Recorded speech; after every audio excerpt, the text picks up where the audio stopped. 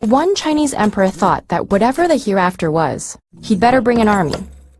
We know that because in 1974, farmers digging a well near their small village stumbled upon one of the most important finds in archaeological history: vast underground chambers surrounding that emperor's tomb and containing more than 8,000 life-size clay soldiers ready for battle.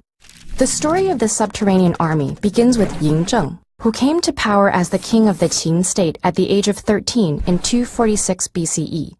Ambitious and ruthless, he would go on to become Qin Shi Huangdi, the first emperor of China, after uniting its 7 warring kingdoms.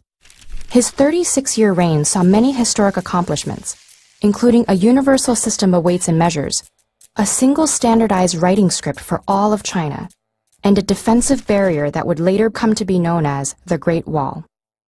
But perhaps Qin Shi Huang dedicated so much effort to securing his historical legacy because he was obsessed with his mortality. He spent his last years desperately employing alchemists and deploying expeditions in search of elixirs of life that would help him achieve immortality. And as early as the first year of his reign, he began the construction of a massive underground necropolis filled with monuments, artifacts, and an army to accompany him into the next world and continue his rule. This magnificent army is still standing in precise battle formation and is split across several pits. One contains a main force of 6,000 soldiers, each weighing several hundred pounds. A second has more than 130 war chariots and over 600 horses. And a third houses the high command. An empty fourth pit suggests that the grand project could not be finished before the emperor's death. In addition, nearby chambers contain figures of musicians and acrobats, workers and government officials, and various exotic animals, indicating that Emperor Qin had more plans for the afterlife than simply waging war. All the figurines are sculpted from terracotta, or baked earth, a type of reddish-brown clay. To construct them, multiple workshops and reportedly over 720,000 laborers were commandeered by the emperor, including groups of artisans who molded each body part separately to construct statues as individual as the real warriors in the emperor's army. They stand according to rank and feature different weapons and uniforms, distinct hairstyles and expressions, and even unique ears.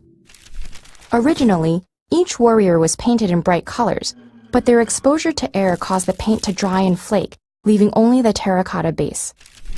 It is for this very reason that another chamber less than a mile away has not been excavated.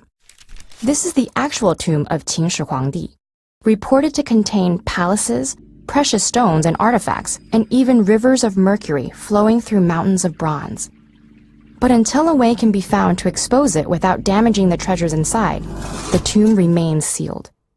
As ruthless as he was, Emperor Qin chose to have servants and soldiers built for this purpose, rather than sacrificing living ones to accompany him, as had been practiced in Egypt, West Africa, Anatolia, parts of North America, and even China during the previous Shang and Zhou dynasties.